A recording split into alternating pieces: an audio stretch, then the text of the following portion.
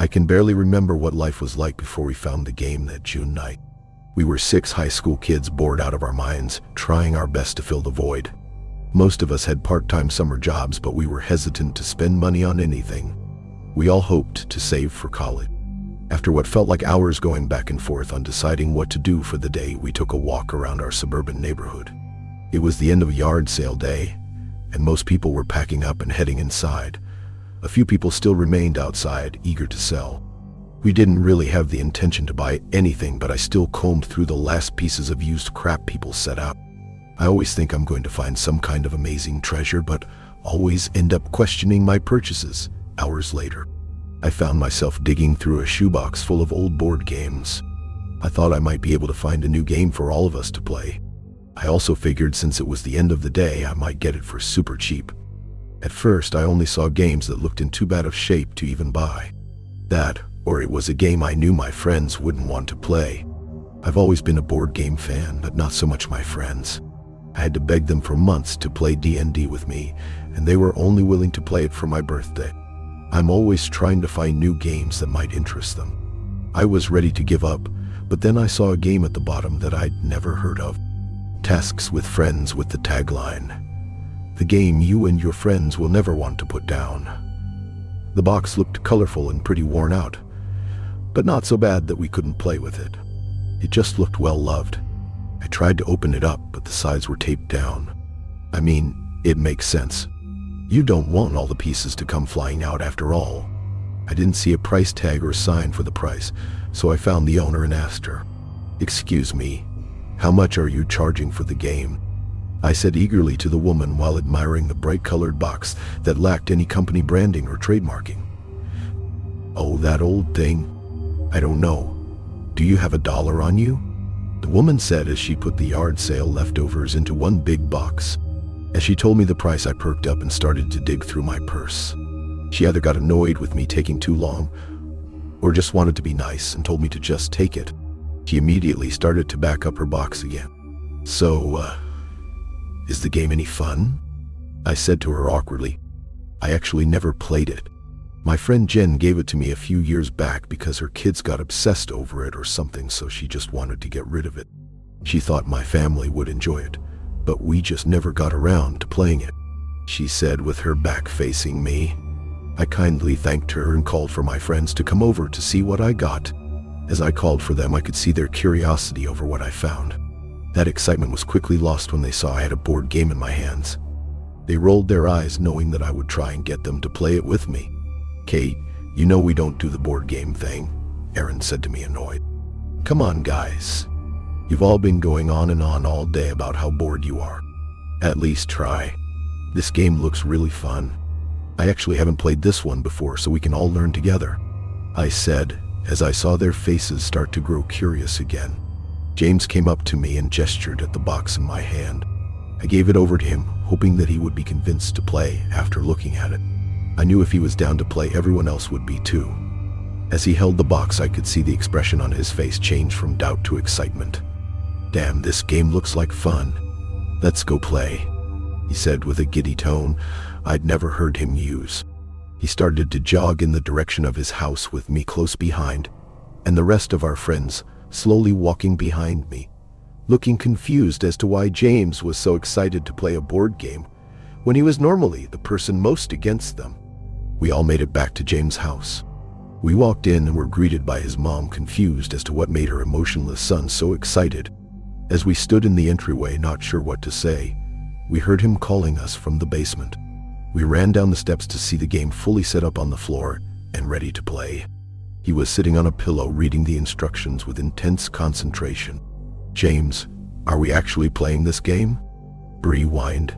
"Yes, we are. I promise if you just sit down and start to play, you will have fun. I had a chance to learn the rules while you guys got here," James insisted as he shuffled a pile of cards one last time. After a few minutes of back and forth, everyone was sitting down and ready to play. James explained the rules of the game directly from the intrusion manual. Each player starts with their token at the start of the board. Players will take turns drawing a card from the top of the deck. Each card will have a task. If that task is completed, you may move the number of spaces that are specified on the card. Once you see the card, it will say secret or public at the top. If it's a secret card, do not read it out loud. This task must be completed without anyone noticing or questioning the action on the card. For example, hold someone's hand, sing a song, insult someone, etc. Just complete the task without anyone calling you out. If a player does something you believe to be a secret task, say out loud, "Deceiver." If the player was caught, they will show their card and fail their task. Do not move any pieces. If the person who calls out "Deceiver" wrongly accuses the player, then they must move back one space. The accused player will keep that card and continue to try and complete the task. Once you have successfully completed a secret task, you may announce "Task complete" and move your token forward as many spaces as specified on your task card. If you pull a public card, you must read it out loud. These cards will include things like saying the alphabet backwards, don't say until your next turn, singing a karaoke song, playing dead for 1 minute, etc. Some cards have time limits and specific instructions. Every card will clearly state the task. Player who gets their token to the end of the board wins. The game will start with the player who lied last drawing a card. Take turns drawing one card at a time, with the person to your right going next. Have fun. James folded the paper instructions up and sat them by his side, asking if anyone had questions. No one said anything. Seemed like they all understood the game fine. Or maybe they just didn't care yet. "All right, let's get the game started," James proclaimed, but was met with blank stares. "Come on guys, I just read the rules. You should know how the game starts. We have to start with who lied last." Everyone remained silent. No one wanted to say their last lie. "This is so dumb. I guess I'll go. I told my mom that Henry wasn't hanging out with us when I left the house." "There. I'll go first," Bree blurted out as she leaned forward to grab a card. As she looked at it, she rolled her eyes. "This is so dumb. Why are we playing this game?" "Oh, come on, Bree. It can't be that bad. Can you read it out loud?" Henry said, sensing that the card was embarrassing. "Ugh, public card. Pretend to be a cow for 3 minutes." She threw the card down and looked at Henry, who was to her right, expecting her turn to just be over and not wanting to even try. The rest of the group started to laugh and encourage her, chanting her name and begging her to do it. After about a minute, she gave in and got down on her hands and knees. When she first started, she was annoyed, staring daggers at Henry. As her time ran down, I could see in her face her feelings towards the game change. When the timer went off, she didn't stop for a few seconds. She kept going because she was laughing so hard. "That was so fun. Someone move my token up one space." "Henry, it's your turn now," Bree said with a giggle and a newfound excitement. Henry looked at her in disbelief. He was so used to her cold exterior, but liked that this game made it melt away. Henry picked up his card. He motioned, zipping his lips shut, and shook his head. Me, Bree, and James all squealed in excitement, with the rest of the group looking lost, not understanding what they missed that got us so excited. Since Henry had a secret card, it was AJ's turn. She was chuckling along, but clearly just doing it because she didn't want to look dumb for asking us what was so funny. She pulled her card and read it out loud. It's a public card," she said with a dry tone, trying to gauge the room and observe everyone else as they celebrated her public card. "It says I have to do jumping jacks until my next turn." As she stood up, everyone in the room cheered her on except for Aaron. As she got to her feet, she paused and looked over at Aaron. I can imagine he felt like the only sane person in the room and wasn't sure what was going on. After a second of hesitation, she started her jumping jacks. Aaron looked around at us, eyeing him down, desperately waiting for him to read his card. By the time he finally picked up his card, AJ had started to laugh while doing her jumping jacks. "Sorry, it's a secret card," Aaron said nervously as everyone wiggled with happiness. "Well, looks like it's my turn," I said as I leaned forward, but was cut off by Henry quickly standing to his feet and lunging towards AJ, tackling her to the ground, interrupting her jumping jacks and making a loud thump as they hit the ground. "Henry, what the hell are you doing? What's wrong with you?" Aaron yelled in a serious tone that turned into him trying not to laugh by the end of the sentence. "I'm calling a deceiver on that tackle, Henry," Bree stated with a laugh. Okay, you got me," Henry said while still laying on AJ from his tackle. They both smiled over the event even though it clearly hurt when they hit the floor. But you have to admit, that one was tricky. I tried to start my turn again but was interrupted by Aaron. "Ah!" Task completed. I yelled at Henry and didn't get caught. "I get to move 2 spaces," he said as he smugly moved his token 2 spaces on the game board. We kept playing the game for hours. We finished the first game and everyone wanted to play again. And again. And again. I looked around at them in disbelief. Felt impossible that all my friends were enjoying a board game. It was a dream come true.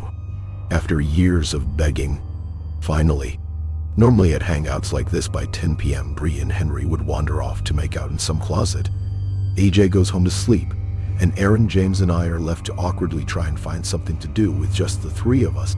It got to be 2:0 a.m., and we were either exhausted or our parents calling us telling us to come home, or we would be in serious trouble.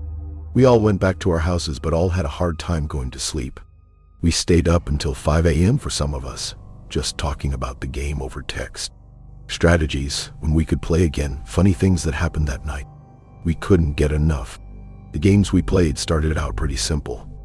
No tasks got too wild, and while we really loved to play, it wasn't like it was taking over our whole lives. Not yet, at least. Because we played the game at James' house the first time, we ended up just keeping it there. Even though the game was technically mine, we always hung out at his place, so it just made sense. It was around 10 a.m. the next day when our group chat started to blow up with everyone asking when we could get together that day. Now, because it was summertime and we were all teenagers, we either had work in the mornings or most of us slept until noon. But not me. I was always up early waiting for my friends to get up so I had something to do. Or trying to make some money as a dog walker. That being said, I was shocked when I saw that everyone was up and everyone claimed to not have work. James didn't have a job at that point, so of course he was free, but everyone else was too. That did not happen often. We all met up at James' place at around 11 a.m. that same day. Everyone eager to play. We must have played 10 games that day. The games consisted of us doing accents, being banned from saying certain words, backflips, and so on. Nothing too weird. We realized after a few games that we never got a repeating card. Not one time. This was strange because there were probably 200 cards in the deck, but even with us playing a dozen games, every card was new. I knew I had a couple of dogs to walk that evening but texted the owners to cancel. No way was I going to leave while all my friends were enjoying a board game this much. I knew AJ said something about her having a shift at 4 p.m. But when the time got close, she went to the other side of the room and called out of work. She didn't even mention it to us or talk about it. She just stood up, walked to the corner, talked to her manager, and came back. No one thought anything of it. After a few minutes, she loudly proclaimed, "Task completed," moving her token up 3 spaces. We looked around confused at what task she had, and the card said, "Call out sick to work." We were surprised by this card, to say the least. It was the first time a card had to do with something outside of the players. Everyone else in the group canceled any plans they had for the rest of the day, although AJ was the only person who completed a task for it. It was around 11 p.m., which made it a full 12 hours of the game. Bree pointed out that we forgot to eat any food all day. After thinking about it, I realized that I hardly drank any water and went to the bathroom like 1 time all day. Things started to get out of hand that night. AJ pulled a card that said to go into a closet with the player to her left and kiss them for 5 minutes. Of course, that player was Henry. Bree was not happy, but she knew how serious everyone was about the game. She told him she wasn't okay with it, but he insisted that it was just a game and it wouldn't mean anything. It was worth 4 points for both people who would go into the closet. AJ and Henry stood up and went to find a suitable space, all while Bree freaked out and said she would end things with Henry if he went through with it. It was never completely clear what Henry and Bree were. They don't like to use boyfriend and girlfriend, but everyone knew they were a thing. Aaron tried to call it off. saying this wouldn't be worth it and to just stop. But it was like they didn't even hesitate. Bree sat on the carpet and started to cry as the timer on her phone counted down an agonizing 5 minutes. I thought I would either hear kissing or nothing at all, but instead, I heard talking. It started as soft whispers, then crying and yelling. They stayed in for about 2 minutes, then came tumbling out. "That's it, Henry. I can't believe you would do that for a game. We are over," Bree said with a red, wet face. Henry came and silently sat down with AJ. AJ was now beet red as well. Despite 3 of my friends just going through something I couldn't wrap my head around, they all looked at James calmly and nodded for him to pull his card. No one had moved any tokens forward, so it was clear they failed their task of kissing in the closet.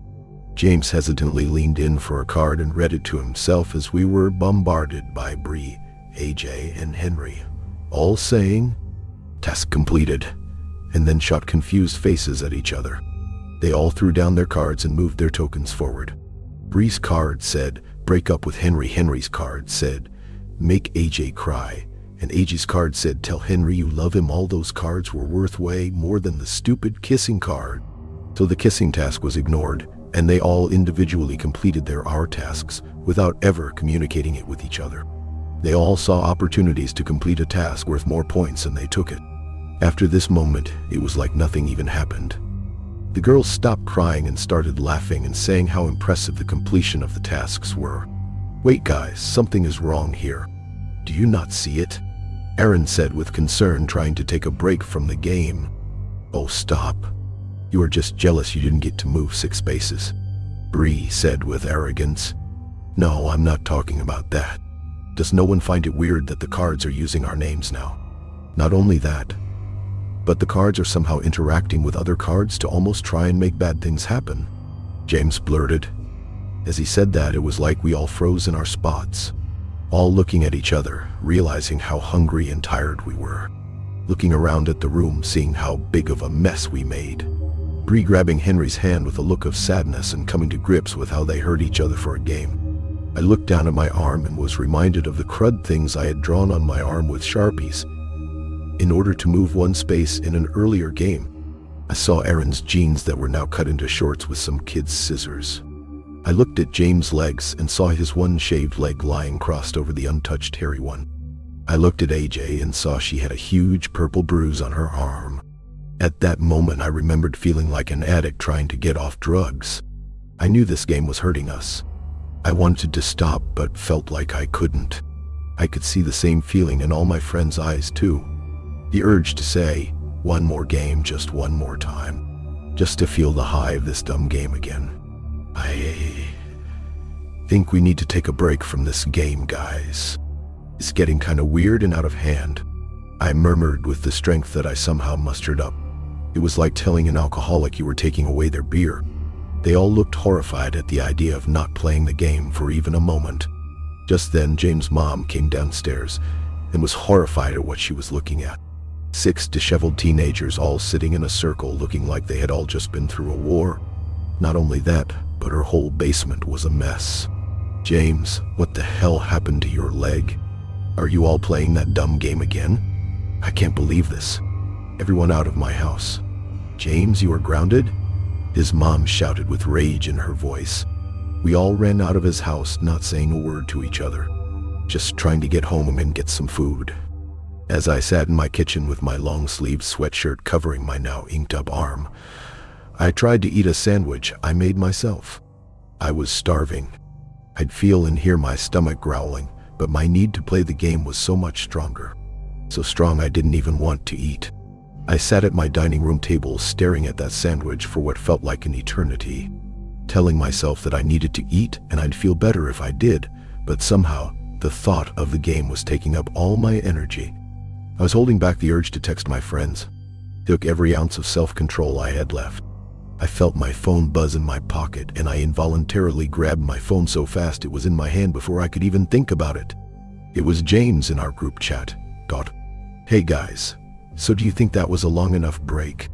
I think I can find where my mom put the game and bring it to that old treehouse back behind Mr. Baker's house."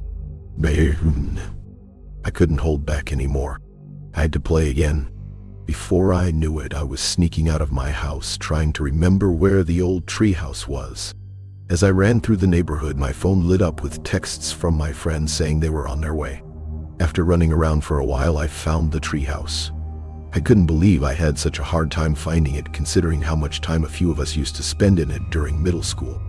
I could hear all their voices sounding annoyed, as I was the last one to get there. I climbed up the old wooden ladder to find all my friends sitting in a perfect circle, barely able to see the board or each other. It was around this time something strange happened within the game. It wasn't about winning the game necessarily. It was about playing as many games as possible and completing as many tasks as we could.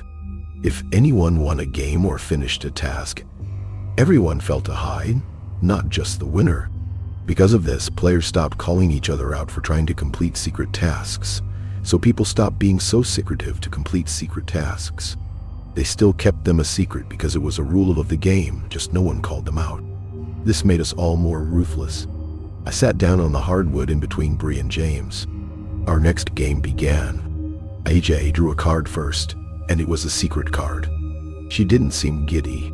She looked flush and scared. It felt like the mood had shifted with everyone. We weren't laughing our butts off anymore. We were terrified to stop playing. It was something in our guts that made us have to play, like a virus growing in us, desperately trying to get out. Next, Aaron drew a card and read it out loud. "Hold your breath for 5 minutes," he whispered with confusion. "How am I supposed to do that?" he said, trying to not get worried. It's not that the card was all that bad. It's that he knew he would stop at nothing to make it happen. He told us to keep playing the game while he did it and got a timer up on his phone. He took a few deep breaths, then held his nose shut and became extremely focused, not making eye contact with anyone. Next, it was James' turn. He had a secret card and didn't show much emotion towards it. Next, Bree nervously took a card, and yet again, it was a secret card. In fact, we all drew a secret card until it was Aaron's turn again. It had been about 45 seconds and he was really focusing, and we didn't want to make him draw a card while trying to finish his task. As we sat and watched our friend become more and more red from holding his breath, we found ourselves in complete silence. Other than the wind weaving its way through the trees outside and the soft sound of crickets in the distance, we all just stared at each other, terrified at what was on those secret cards. I knew I had to use every little bit of self-control I had left in my body to not try and complete the task on my card. I was betting that's why everyone was being so quiet. They all had tasks that they didn't want to do but felt the uncontrollable urge to do it. My card said that I needed to remove one of James' fingers by any means necessary. It was worth 10 points. Couldn't believe I wanted to complete it so badly, but I was frozen figuring out how to do it. As I stared at him, I noticed he was looking over at Bree. I figured that his card had something to do with her. It seemed like everyone was fixated on someone else. I glanced down at the timer Aaron had, and I was amazed to see he had been holding his breath for almost 2 minutes. Just as I was about to comment on it, chaos broke loose. Everyone jumping onto someone else, making it one big pile of people viciously grabbing each other. I didn't read their cards myself, but it was clear by their actions what their tasks were. Of course, as you know, I was going for James' fingers, but James was ripping at Bree's ear. Bree was pulling Henry's hair out. Henry was tearing at Aji's neck, and AJ was trying to open my mouth to get my tongue. For a solid 30 seconds, we were all attaching each other when Aaron passed out from holding his breath. This seemed to snap us out of our trance for a bit. We ran over to our friend and checked his pulse. After we realized he was still breathing, we got lost in the game again, and all jumped on each other to keep brutalizing one another. Just as I got my teeth around James' pinky finger, we saw a bright flashlight coming through the cracks in the treehouse and froze. A police officer popped his head through the bottom entrance to the treehouse and looked at us in horror. He saw Aaron out cold in the corner alone with the rest of us in a pile of blood and ripped out hair. The officer grabbed us one by one and practically threw us to the ground, where another officer put us each in handcuffs. We had hours and hours of questioning that night, but we were all released by sunrise. No one was badly injured, just a lot of cuts, bruises, and a few patches of hair missing. Even Aaron was okay. Honestly, Aaron made it out in the best shape. We all got grounded for the rest of the summer. All the parents agreed that we needed to stop spending time together because they insisted on us having some beef between us all. None of us mentioned the board game was at the treehouse that night because we didn't want them to take it away from us. We knew we had to play it again. However, they caught on to it and banned us from ever playing it again. We spent the next 3 weeks of summer miserable. Each one of us tried to fill the hunger to play the game by playing other board games or attempting to remake it, but it wasn't the same. It was the night before school started, and I got a message from James through Skype. Our parents banned us from talking to each other, but it seemed my parents and James' parents forgot about Skype. He told me I had to come over right now. I managed to hop out my window and ran for James' house. I got to his house in what felt like record time and jumped down the fire escape to the basement. There I saw the rest of my friends all sitting by the fireplace weeping. As I got closer, I saw they were covered in ash. I saw tiny little bits of what was left of the game lying out on the ground.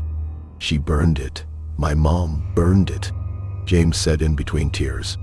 Everyone was desperately trying to find any pieces that were left of our precious game.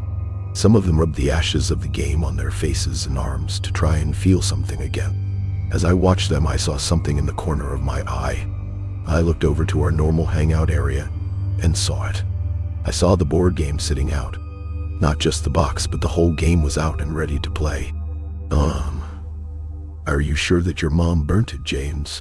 I said as my eyes got glazed over looking at the beautiful board game sitting out for us to enjoy. Yes, I'm sure. She did it right in front of me, so I'd stop looking for it. Just as James finished his sentence, he looked at me and then at my eye line. He saw the game. The next week of our lives was a whirlwind. After James' mom burned the game and it reappeared, we all ran away with the game.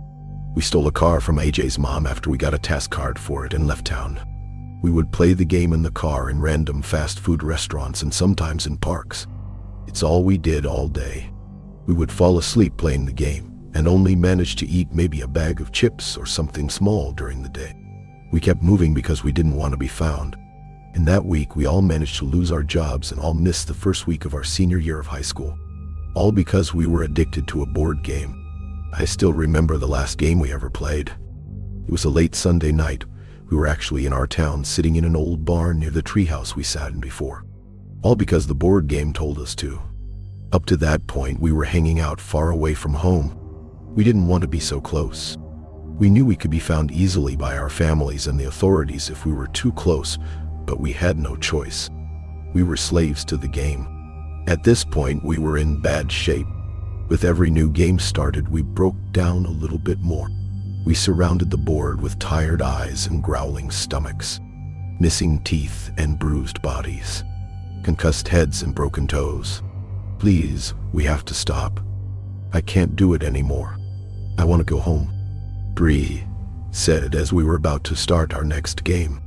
I can't imagine not playing this game. It's all I ever want to do. I think I might die if I couldn't play it. I know the game hurts us, but it would hurt so much more if we stopped playing it, Henry said with a gravelly voice. Guys, why are we talking? We have to play again, Aaron said while trying not to cough. I know we have to. I've never hated something and loved something so much in my whole life, Bree remarked.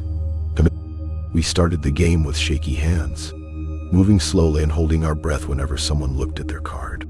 AJ went first. She reached down and picked a card, cringing to herself after reading it in her head. Next was Bree. She rolled her eyes and she read off the word. Public card. Waterboard the player to your right for 5 minutes. Both players move 8 spaces. Bree timidly said as she glanced at James sitting next to her. I can't say we really knew how to waterboard someone, but we laid him on his back with his legs elevated and dripped water over him. We let him take a card for his turn before Bree started the waterboarding, so we didn't have to wait for 5 minutes for them to be done. His card was a secret card. We continued the game with the awful background sounds of gagging and choking. Next, it was Aaron's turn. He read his card and winced. He closed his eyes tight and opened them again, as if he was hoping he was in a dream. As he opened his eyes, he slowly looked at all of us, making eye contact with each one of us. Just then, James was done being waterboarded, and he and Bree came to join us. I was so glad they were done. Not just because I was sick of the sounds, but because it meant they got to move 8 spaces. Aaron stood to his feet slowly. I prepared myself because I figured he was about to hurt us. In an instant, he ran out of the barn and into our stolen car. We all looked around confused as to where we went, but kept playing the game as he drove off. Next, it was my turn. Public card, jump off the roof of the barn. 9 points, I said out loud nervously. Henry and AJ jumped up and started to walk outside, not even questioning if I would do it or not. They weren't wrong in the assumption. Before I could even think, I was on my feet trying to find a way up to the roof. I found my way to the top of the 10-foot-tall building. I took a deep breath and leaped off and was met with a hard thump as I hit the ground. I felt a gut-wrenching pain in my right ankle as I landed. I knew I broke it. I had no doubt in my mind. I was thrashing in pain, grabbing my ankle as my friends dragged me back into the barn. We knew we had to keep playing. Next, Henry took a card. He picked it from the pile with his eyes closed and brought it to his face, while peeking just enough to see the words on the card, then closed his eyes again, trying to pretend he never read the words in the first place. Next, AJ took a card. Even though it was a secret card, I knew it was about me. She glanced down at my ankle right after her eyes left the card. Just as James was reaching for his card, we saw Aaron walk back into the barn. We all sat in shock as his silhouette became clear and vivid in the doorway. Blood trickled down his arms and hands, dripping on the dirt as we all stared at each other. His eyes were blank at first, but then turned to pain. We watched him as he walked from the doorway to the game board, blood dripping on the game as he moved his token 30 spaces. Aaron, what have you done? 30 spaces. AJ muttered in fear. James, I'm so sorry I had to. Aaron whimpered as sat in the dirt with his secret task card crinkled in his bloodied fist. Tell me what you did right now. What the hell does your card say? Show us. James yelled as he stood to his feet. Just as James was about to jump onto Aaron, Henry reached into his pocket and pulled out some matches we used to start small campfires while we had been on the run. We all stood still waiting to see what he was about to do as he lit 3 matches and threw them into the nearby hay bales, igniting the whole inside of the barn. Without hesitation, AJ saw the opportunity and stomped on my ankle as hard as she could. It wasn't broken before, it sure was now. I looked down at it to see it now bent sideways. She then stomped on my other ankle, not breaking it, but making it so I couldn't walk. She moved her token 12 spaces. Even though I was in agony from the pain, I still felt such an intense high from her moving so many spaces. Aaron dropped his card in the midst of everything happening. James fell to his feet to see the card and started to weep as he read it out loud. Secret card, kill James' mom. Move 30 spaces, he said with anger bubbling up. I can't believe you would do that for a dumb game. How could you do this to me? I couldn't control myself. Come on, you know what I mean. I couldn't control myself. Don't do anything you will regret, Aaron said cautiously. Oh, I think it's a little too late for not doing things we regret, James said as he jumped onto Aaron, choking him with all his strength. It seemed at that moment he was able to break free from the control of the game. He wasn't feeling the high of someone else completing a task. He just felt hate. Red-hot hate. I was overwhelmed, to say the least. The barn was in flames. James was trying to kill Aaron, and to make matters worse, AJ out of nowhere jumped up and dug a pocket knife into Bree's stomach. Now Bree and AJ were in a fighting match too. Henry and I sat across from each other in disbelief at our surrounding. He looked at me with death in his eyes as he reached for a card. It wasn't even his turn, but I don't think he cared anymore. He knew the others would be occupied for a while. The fire was getting bad. I knew I had to get out of that barn as soon as I could. Because of the damage done to my ankles, I couldn't walk, so I dragged my body out of the barn, taking the game with me. I made it a few feet and looked back to see Henry not moving. He set his card down on the board before I started to drag it with me, and I read it as I continued to crawl. Jack card. Let the fire overtake you. Move your token to the finish line and win the game. When I was able to get out of the barn with the board game in hand, I sat and watched as the flames overtook Henry. He didn't even flinch when he caught on fire. As I saw it happen, I moved his token to the end space so he could win the game. I felt an intense high overtake my body as the game was complete. Only a few moments after Henry caught fire, the whole barn came down, with all my friends in it. I looked at the burning barn and then back down at the game. I'm ashamed to say that my biggest worry was not knowing who I'd play with now. I hate myself for thinking that, but that's how all the game is. I tried to start a new game by myself and drew a card, but that's when I saw the sirens of police cars and fire trucks pull up next to me. I was immediately surrounded by people trying to give me medical attention, taking me away from my game. I scratched and threw my body around like a toddler not getting their way. I remember them giving me some kind of sedative and waking up in the hospital. I was the only person to make it out alive that night. All I could say to the doctors and my parents was that I needed the game, that I had to play the game. It was the only meaning to life. It was the only reason I had to live. My parents got me a great lawyer, and I got out of everything by pleading insanity. Our families all knew the right people and had the right money to ensure the word never got out about the deaths. They even managed to make the death of James' mom disappear. When they told me my friends were all dead, I didn't have much of a reaction. I just kept asking where the game was.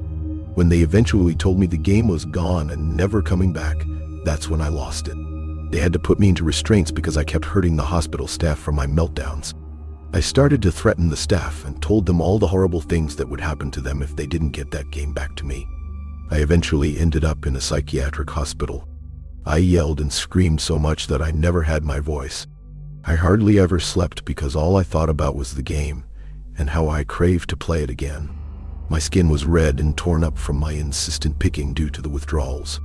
After months, I felt numb. Maybe from all the drugs they pumped me up with, or perhaps I was so used to the withdrawals, I didn't feel it as much.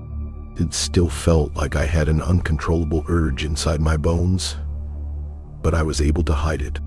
They then sent me home after a while. I knew I had to mask my emotions for the game, pretend I didn't care anymore, even if it killed me inside to say it out loud. I walked into my bedroom and I felt like I was being treated like a baby. My old bed frame was gone and it was just the mattress on the floor. All my sharp shelves were taken down, along with anything else I could possibly hurt myself with. I rolled my eyes but knew my parents had to make these changes for me to even come home. I sat on my bed and I looked around my room, now with a doorknob that locked from the outside to keep me in, as well as bars on my windows. I searched my room desperately to find something to take up my mind. That's when I dug through my closet and I saw it. I saw that beautiful, colorful box that I came to know so well, just hiding in the back of my closet waiting to be found. I knew it came back the first time it was destroyed, but it was feeling like it was a one-time thing. But here it was, patiently waiting for me to come and play it. I ripped open the box, giving myself a paper cut in the process, and started to play the game by myself. With all that being said, I can finally say task completed and share what my first card said in that solo game. Secret card. Spread the word about this game online so more people can join us. 20 spaces. Day. So what do you say? Care to come join me for a game?